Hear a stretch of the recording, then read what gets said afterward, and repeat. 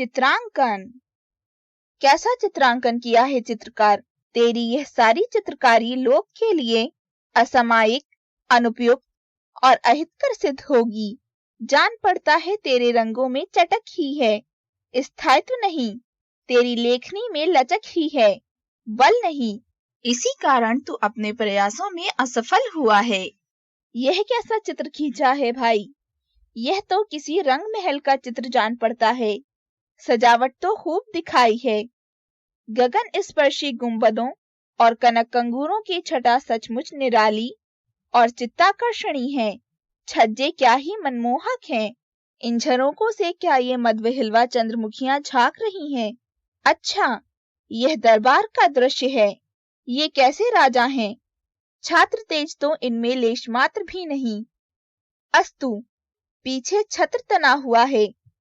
आसपास चाटुकार सरदार और मंत्री हाथ जोड़े खड़े हैं। सामने एक लावण्यवती वारांगना नृत्य कर रही है। उसके कुटिल कटाक्ष और ललित हाव भावों पर दरबारी झूम से रहे हैं। राजा साहब को तो कुछ होश ही नहीं। बेचारे मखमली गद्दे पर लुढ़के पड़े हैं। एक हाथ में शराब का प्याला है और दूसरे में फूलों की गेंद। एक युवती तांबूल खिला रही है। तलवार पैरों के नीचे दबी पड़ी है। चित्र कौशल तो मेरा वास्तव में प्रशंसनीय है, पर है यह घृणित और विषाक्त। इस चित्रांकन का तुझे क्या पुरस्कार दिया जाए? पारितोषिक पाने के पहले अपनी कलुषित लेखनी तोड़कर फेंक दे, गंदे रंग उंडेल दे, निर्जीव उंगलियां काट डाल। तुझे कुछ खींचना ही है तो ऐसा चित्र खींच। एक उजड़ा हुआ ग्राम बना, उसमें खंडहर और टूटी फूटी झोपड़ियां हों, खेत और बाग झुलसे और उजड़े पड़े हों। एक और भीषण अग्नि धाएं धाएं करती हुई जीभ लपलपा रही हो। जहां तहां अत्याचार पीड़ित पद दलित अस्थि कंकाल पड़े हों। भूख के मारे नन्हे नन्हे बच्चे माताओं की गोद में कलप रहे हों। लूट खसोट और मारपीट हो रही हो। सर्वत्र सर्वनाश का साम्राज्य हो। चित्रकार, क्या ऐसा चित्र तू खींच सकेगा? यदि हाँ, तो इसका पुरस्कार भी तुझे शीर्ष स्थानीय दिया जाएगा।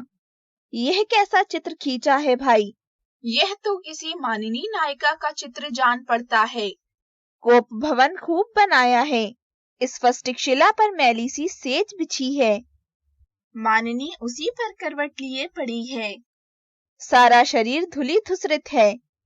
केश खुले हुए हैं। अंग पर एक भी आभूषण नहीं। सब के सब इधर उधर पड़े हैं। पर एक सहेली पंखा चलती है और दूसरी हाथ पकड़े मना कर रही है। पतिदेव पैरों पर लौट रहे हैं, पर श्रीमती माननी देवी उस बेचारे की ओर देखती तक नहीं। गरीब स्त्रैण पर व्रज टूट पड़ा है। अब मान गढ़ रहे तो कैसे? चित्र कौशल तो मेरा वास्तव में प्रशंसनीय है, पर है यह सब घृणित और विषाक्त। इस चित्रांकन का तुझे क्या पुरस्कार दिया जाए? पारितोषिक पाने के पहले अपनी कलुषित लेखनी तोड़कर फेंक दे, गंदे रंग उंडेल दे, निर्जीव उंगलियां काट डाल। तुझे कुछ खींचना ही है तो ऐसा चित्र खींच। सबसे पहले एक शुभ मंदिर बना। देख, उसके चारों ओर अग्निदेव प्रखर ज्वालाएं उगल रहे हों। मंदिर में एक प्रलयंकारिणी महाशक्ति प्रतिष्ठित हो। उसके ज्वलंत नेत्रों से वही शिखा निकल रही हो। अट्टहास की मुद्रा हो। दांतों में बिजली सी कौंधती हो।